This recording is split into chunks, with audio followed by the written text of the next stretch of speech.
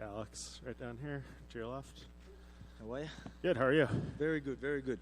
Yeah, you seem to just be in such a good place mentally going this week. I know there was, a lot of questions last time, but do you feel like that's kind of a distant memory at this point? Oh, yeah, it is, play on, move on, you know what I mean? It's, like you can't win them all, you know what I mean? Like if I've got a job in front or a goal ahead, that's it, locked in, focused on that. So completely forget about that. I'm a realist, man. Like I understand the situation. Okay, no worries, move on. You know what I mean? Like it's not like, you got caught. Islam did a great job, caught me. You know what I mean? Play on, move on. Yeah, and right now you're one of 4 fighters in UFC history who's made a successful title defense after a loss, and now you could become the only one to do it twice. Okay. Is that like a kind of show of the perseverance you could have, and the highs and the lows, but what you can overcome personally? Oh, of course, because that's always a good story. They're whenever there's movies, there's got to be adversities. You know what I mean? And that's why this is the perfect fight, coming off what happened. Everyone see me at my lowest. Now I get to bounce back and, fight this undefeated prospect that everyone thinks, like me, I'm 35, all these narratives, beautiful. It's perfect, perfect story, and the hype's there. He's doing a great job. I just need to go out there, be the experienced guy that goes out there and shows him what's up, you know what I mean? So it's perfect for me. So I just get to relax, enjoy fight week, and remind everyone.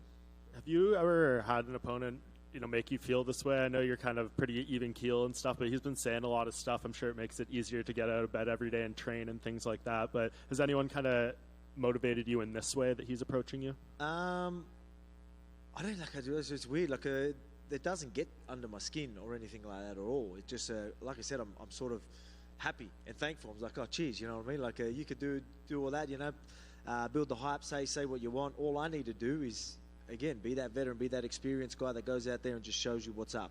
And then that's just the perfect ending to that story, you know what I mean?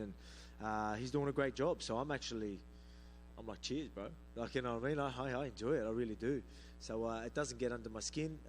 There's so many reasons for me to be motivated. As I've always said, I'm disciplined. I'm going to turn up in the gym. If I've got a job or a goal ahead, that's it. I'm locked in. But it was easy. Coming off a loss.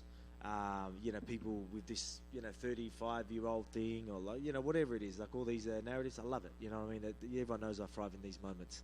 When people doubt me, it's the best. You mentioned motivations. I want to know if this tweet from UFC 264 is the motivation in this fight at all. Thought I'd bet a little money on Ryan Hall and accidentally added an extra 0, so we're winning big or losing big tonight.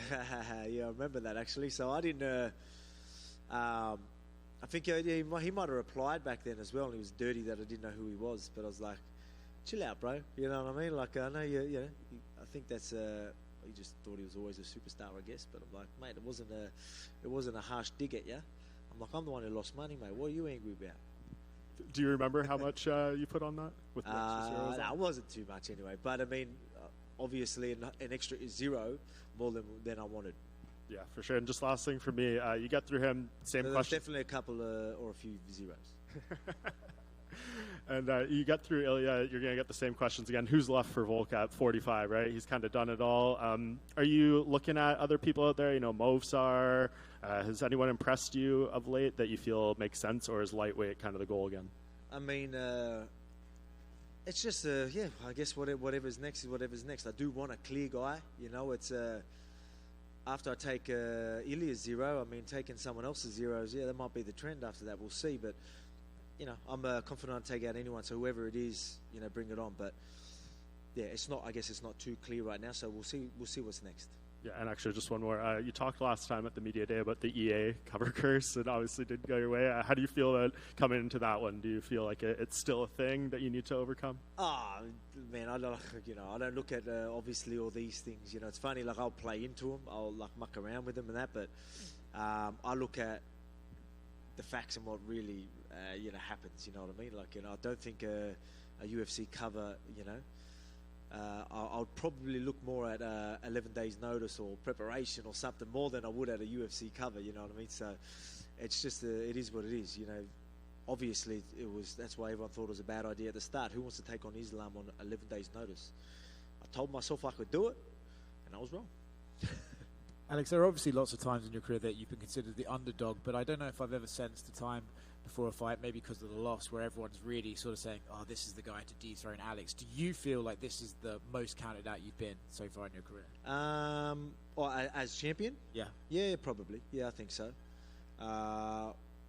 What about with the Max, the third one? Or probably not. Yeah, this would probably be the most, which is good. Like I said, like I don't like. It doesn't get to me. It's like it's building this fight up, because if I didn't go out there and do what happened in October, these conversations are much different. Believe me. You know what I mean? You can say what you want. Oh, this is the guy. This is the guy. We'll see if you know. Let's post-fight press conference. Yeah, it's going to be a totally different conversation. You're going to be all of a sudden saying, man, what are you going to do at featherweight? There's nothing left for you. Look what you're doing to these guys. So that's how I'm looking at this fight. Again, I prepared properly. I'm ready, you know, for a young, hungry prospect to come and bring a fight. But I won't be surprised, and you shouldn't be surprised if I make it look easy. I'm not saying that's exactly how it is. I'm not cocky like that. I prepared properly, but if he doesn't land a punch and I ragdoll him and make him look like nothing in there, you shouldn't be surprised. And I guarantee you, even though all this talk, post-fight press conference, you're just sitting there saying like, oh yeah, he didn't stand a chance, and the tone is going to be totally different. Yeah. But I'm glad it's not, because I want the hype. So keep saying all that stuff. You're saying the right stuff anyway. He was actually here a while ago, and he was breaking down your skills, and he was saying that, you know, he's seen it before. You throw kicks, you fire up punches, and you try and push them to the cage, and that's all you have. I don't know if you look at, you're obviously considered a very cerebral fighter who can break things down meticulously. Do you think he is that, or do you think he's almost a bit more raw and sort of brute strength, and it isn't actually that sort of as thought out as you? Well, him just saying that, like he doesn't know the details, like, you know what I mean? Then I know for a fact he does not understand the game like me. So for him to just think that I'm just kicking, like, you know, and doesn't understand timing, the distance, you know, there's so many different layers there. Like, if you don't understand that, mate, I'm going to mop the floor with you this weekend. So hopefully that's just all talk. Otherwise, it's going to be a walk in the park for me. He's one of these young guys, right, who has that sort of bravado and stuff like that. Do you think that could potentially work against him, right? If he's already calling himself champion, do you think he could go in there almost having thought he's done it before he's done it, if you know what I mean? Yeah, look, man, he's probably just playing the game. He's probably just doing a great job. Good on him. Like I said, I appreciate it. But, yeah, I mean, like, the good thing is hype. He's doing all that, like, but it can bite you in the ass, mate. Like, you know what I mean? Like, could you imagine what it's going to be like? You know, once I get my hand raised, I'm wearing that belt, and like, because, you know, playing the whole superstar thing, and like, look, yeah, I'm going to do this, Conor McGregor, no top guy's going to, you know, just all this sort of stuff, and you go out there and, mate, everyone's going to completely forget about you, man. It's going to hurt. That's going to hurt him a lot. You know, how does he bounce back from that? Yeah, but I mean, like I think he's just playing the game. He's probably clever. He's smart. Like, he's just playing the game. He's probably preparing properly. Knowing that, all right, I know I'm talking a lot. This can go really good or can go really bad. But, yeah, I think he's just playing the game well. Last one from me. I saw you had a truce with Henry Cejudo. Curious if it was fun to get back with him after some of the things he said, you said. Was it cool to put it? Well, yeah. Well, I mean, obviously, yeah, I had that conversation with you. I'm just like, if he did do that, like, I still don't know. Like, look, I'm an easy going guy. You know what I mean? Like, but like I said, for that to happen, to do it on camera, like, you know, that's why I was just like, as I said, I was like, man, what the fuck? Yeah. But yeah, he reckons it was a prank. After seeing some videos, I was like, oh, I don't know, but you know, yeah. Anyway, we'll see. What do you reckon? Eric went on the MMA Hour and said it wasn't planned. So what wasn't planned? The whole thing that was filmed. He said he didn't know that was going to happen. So, like, yeah, so he wasn't there all camp, and then a bit of backlash. Yeah. And slipped you know. Man, just don't do it in front of camera, man. Like, you know what I mean? You want to do it, like, if it's things that aren't working out. And then if you did do it, man, just own it as well. Like, yeah, you sort of want to feel bad because he obviously regrets it. But, yeah, anyway. Looks over here. Back here. Over here. Last time at featherweight, the storyline against Yair Rodriguez was will Volk be able to deal with Yair's unorthodox style and, you know, question mark kicks, all that. So now it's the challenge of a young and hungry, undefeated contender in Ilia Topuria. So where do you rank Ilia Topuria amongst all the guys you've faced? So other than that, what should I be like? At least with when you were saying this with Yair Rodriguez, you were saying the kicks, the diversity in the kicks, the unorthodox style, like all these weapons. You could literally point out all these danger factors because he's shown you that. Now people are just trying to throw up random numbers. So like I don't know, you know what I mean? Like it's just funny. It's like people could be like, oh, I need to look at, oh, he's undefeated. You know what I mean? Like, what's a big threat? Maybe he's boxing. People could say boxing. Should I be worried about just a boxing style? I don't know, but and you could probably see in my face, I ain't worried. You know what I mean? Like again, everyone has a puncher's chance, and I'm always aware of that. I think the only way I ever lose in this division is someone catching me. You know what I mean? It's wrong to say lucky punch, but someone catching me. I think that's the only way anyone ever beats me, and that's the case with this one. You know what I mean? Like he ain't showing me things that are other than some good hands that I need to be worried about. You know what I mean? But obviously you worry about it because again you've got the puncher's chance. But for me, like I said, pretty much every single time we fight, I make this look easy. For sure. And so you think so for the people that are counting you out, it's maybe because of the way the last Islam fight went, rather than purely based on Ilia's skill. Well, that's what I mean. Everyone's, people keep saying like, "Oh, this is the guy," but then they keep the facts that they're going off is me coming off a loss. Oh, this guy's undefeated, and they're doing this. Not, maybe some people might touch on the boxing, but if you think just a boxing style is going to be a big threat to me, then maybe we don't know enough. Look, he's got some good counters. He's very well based. He's powerful. I mean, the power is definitely a danger factor there. But, I mean, you need to land these shots. I mean, like, look at Yair Rodriguez, like how much, think of how many times he lands on people. It's not easy to land when I'm aware and I know what's going on, or land completely clean. Obviously, the last one landed clean. But it's just, like I said, I'm not saying he's not skillful, but he hasn't proved nothing yet. He's going to have to try and prove something for people to really believe this hype is real. But I mean, that hype is there. Build up the fight. I'm glad. But there's a good chance all that hype goes away real quickly. What was that? Is that me? Bless you. Fair enough. And so when you were promoting the hashtag Sign Volkanovski campaign back in 2016, did you ever envision that you'd be sitting here talking to us about to go defend your title for the 6th time?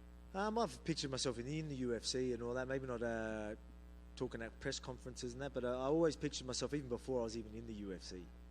Even doing MMA, I pictured myself in the octagon because I was a big fan of the sport. And I'm like, I reckon I could do it. I wasn't even training at the time. So it was something that I always wanted to do. I started training, and then, it started being real, where I was like, pretty much the number one guy in Australia that wasn't signed, world champion. Things were going really well. I was like, oh, hurry up, get me in there. Like, I just wanted, my first few fights in the actual UFC, way less pressure than the fights before I got in the UFC. Because I know that if I was to lose before I got in the UFC, that's a few steps back. I need a few more wins before I even get in there. I knew once I was in the UFC that, I knew I was ready. So I was like, I'm like, at least I'm there. Like, I know I'm in there, and I know I can beat most of these guys. Yes, there's obviously a chance of losing, but I know I'll get a second chance, and there's no way losing twice in a row. You know what I mean? Like, so that was how I was looking at it, and but it's crazy. It is crazy when you think of that, and then obviously it's weird because it seems so long ago, but it just seems like not too long ago at the same time. I don't know how that works. It seems like it doesn't seem that long ago, but it seems like a whole lifetime ago. So it's like a different life, almost. It's weird. That's awesome. And final one from me. You've accomplished a lot in this sport already. So my question is, before you do end up calling it, whenever you do, what are your final goals in this game? Is it to finally hoist that lightweight crown one day, or fight at a specific location, or fight somebody one day before you call it? I mean, there's plenty. Obviously, holding that second belt would be great. You got Madison Square Garden. You've got there's a few things. Just keep defending, keep winning, keep making money, and keep building that legacy for myself, but for my family as well. So, you know what I mean? So I want to be great. That's why I commit to this sport, because it's at the end of the day, it's all for my family. You know what I mean? And that's all that matters. I put myself through it just so I can get them paychecks and make sure we're set for life. Thank you, Alex. Thank you. So, Alex, between Holloway 3 times and Yair and Ortega and Islam a couple times, which fight in your career do you feel like gave you the most confidence and growth that you could keep taking forward in your career?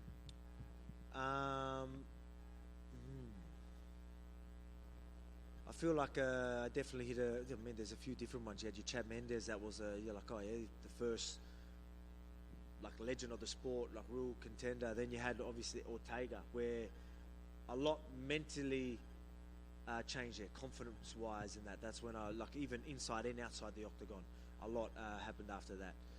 So that one, and then Max, the third one, obviously going out there and knowing that I had to deal with some doubters and people that were always going to say stuff. It's I need to close that chapter. You know what I mean? So it was good after that one as well. And then I could feel like I could move on. So there's a couple there. And then Volk, I think a lot of the fans just can't stop watching your ad about making fun of being old. First off, great acting. Secondly, can you talk to us, the director, the writers, who brought up all those ideas? It was just beautifully executed. Yeah, so that was a sports bet idea. Obviously, they mentioned, would you be interested in doing it? I'm like, mate, great. Let's do it. That's going to be unreal. And they come up with a lot of it. But, mate, one take, Volk, mate, I'm telling you, all them takes, we finished 3 hours early, did it all in a few hours. Acting was on point, so there might be something there. Do you have a favorite? I enjoy it too. I love it. I absolutely love it. Did you have one of the favorite clips or moments from that commercial personally? Which one? There was a lot of it was gold, really. Which one was fun? I don't know. Yeah, the taxation office one, maybe. That was fun. Yeah. Loved it. The final question, slightly more personal.